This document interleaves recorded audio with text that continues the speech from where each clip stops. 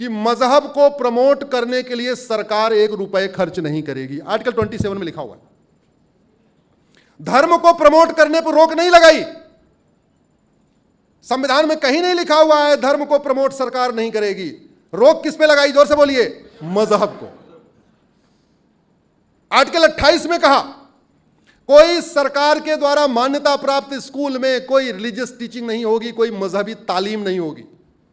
धार्मिक शिक्षा देने पर रोक नहीं लगाई। किस पे रोक लगाई? मजहबी तालीम पे। लेकिन हमारे संविधान की शपथ लेने वालों को धर्म और रिलीजन का अंतर ही नहीं पता था। इसलिए जहां लिखा था कि मजहब को प्रमोट करने पे 1 रुपए खर्च नहीं होगा, उन्होंने सोचा तो धर्म को प्रमोट करने पे रोक लगा दिया। जहां यह लिखा था मजहबी तालीम नहीं होगी, यानी कोई कुरान नहीं पढ़ाया जाएगा, ना बाइबल सिखाया जाएगा, उन्होंने सोचा अच्छा इसका मतलब भगवत गीता पे भी रोक है, रामायण पे भी रोक है। अरे भैया, रामायण भगवत गीता धार्मिक ग्रंथ है, बाइबल और कुरान मजहबी पुस्तकें हैं। अंतर क्या है? भगवत गीता, वेद, उपनिषद, पुराण वसुधैव कुटुंबकम सिखाते हैं, मजहबी किताबें वसुधैव कुटुंबकम नहीं सिखाती। धार्मिक जो हमारे Bhagavad Gita, Ramayan one earth one family सिखाते हैं। Bible, Quran one earth one family नहीं सिखाती।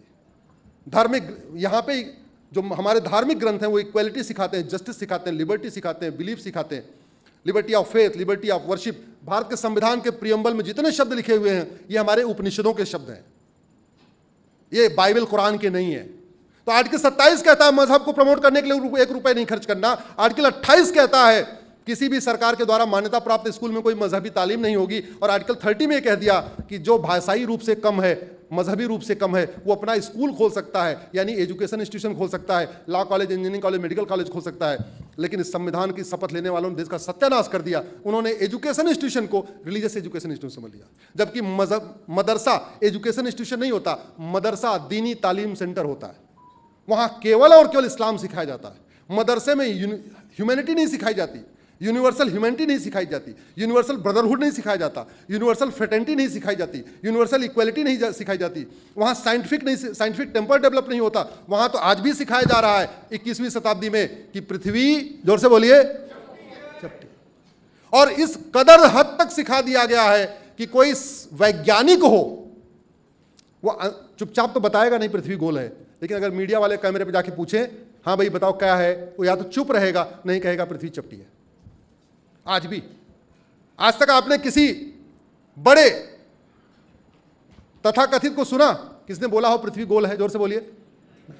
ये अंतर है। दुर्भाग्यवश माइनॉरिटी के नाम पे सब कुछ चल रहा है, इसलिए मैंने minority commission, minority affair ministry को चैलेंज किया हुआ है। मैंने ये भी कहा है यूनिफॉर्म एजुकेशन सिस्टम लागू किया जाए। और हो सकता है इस देश की बहुत सारी समस्याओं का समाधान one nation one education board से हो जाएगा। इस देश की बहुत सारी समस्याओं का समाधान यूनिफॉर्म एजुकेशन सिस्टम से हो जाएगा। और भारत में था, और संविधान भी यही कहता है। संविधान कहता है सबको इक्वल अपॉर्चुनिटी मिलनी चाहिए। आज की डेट में इक्वल अपॉर्चुनिटी मिल रही है क्या? जोर से बोलिए जरा।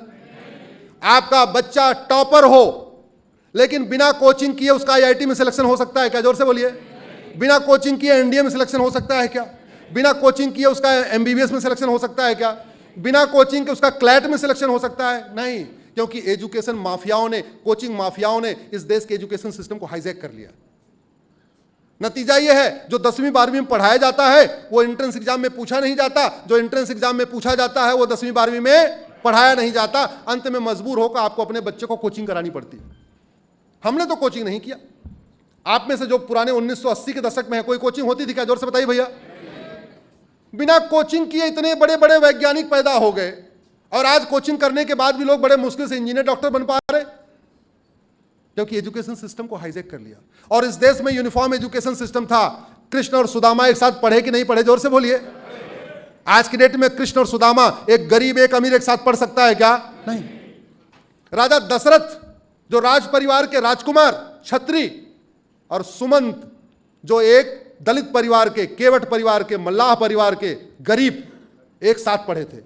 और नतीजा यह हुआ कि वहीं गुरुकुल में दोस्ती हो गई। तो जब दशरथ जी राजा बने, उनका दोस्त था ही सुमंत, उसको अपना मुख्यमंत्री बना लिया। इस देश में करोड़ों ऐसे एग्जाम्पल हैं, लाखों एग्जाम्पल हैं जो दिखाते हैं कि भारत में यूनिफॉर्म एजुकेशन सिस्टम था। दुर्भाग्यवश हमने उसको बदल दिया। इसलिए एक कानून है राइट टू एजुकेशन एक्ट, उसको हमने सुप्रीम कोर्ट में चैलेंज किया हुआ है। हमने कहा है इस राइट टू एजुकेशन को इक्वल शब्द जोड़िए, इसको बनाइए right two equal education.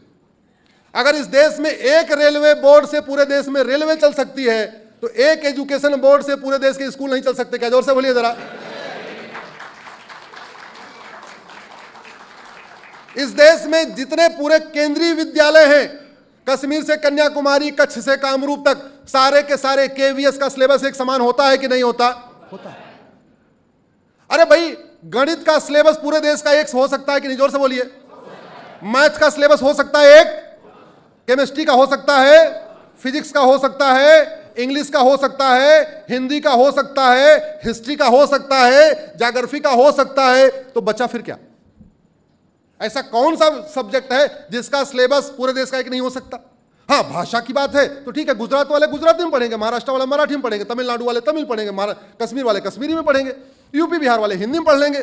Syllabus और करिकुलम अलग अलग क्यों होना चाहिए? और मदरसा तो होना ही नहीं चाहिए। मैं आज आपके सामने फिर से कह रहा हूं, भारत के संविधान में अगर कोई मुझे एक बार मदरसा शब्द दिखा दे, मैं आजीवन सार्वजनिक रूप से मुंह नहीं दिखाऊंगा। और इस पे मैं किसी से भी खुली बहस करने के लिए तैयार हूं। मदरसा बोर्ड तो भूल जाइए, मदरसे की डिग्री वैलिड हो गई है। संविधान कहता है मदरसा नहीं होना चाहिए, मदरसे की डिग्री वैलिड हो गई है। मदरसों की टीचर को सैलरी दी जा रही है। जिन मदरसों में सिखाया जाता है भगवान राम को मानना अपराध है, भगवान कृष्ण की पूजा करना हराम है, त्योहार मनाना हराम है, भारत की संस्कृति हराम है, भारत की परंपरा हराम है, उमिया माता का दर्शन करना हराम है, भगवान के स्वामीनारायण के मंदिर में जाना हराम है, उन मदरसों को वेतन भत्ता जानते कहां से मिलता है? आपके पैसे से, आपके पैसे से। आवाज उठाइए, आपने उठाना पड़ेगा। आवाज उठाइए। उठाने का तरीका सोशल मीडिया यूज करिए। नाम उसका सोशल मीडिया, लेकिन हम उसको यूज करते हैं एज ए पर्सनल मीडिया।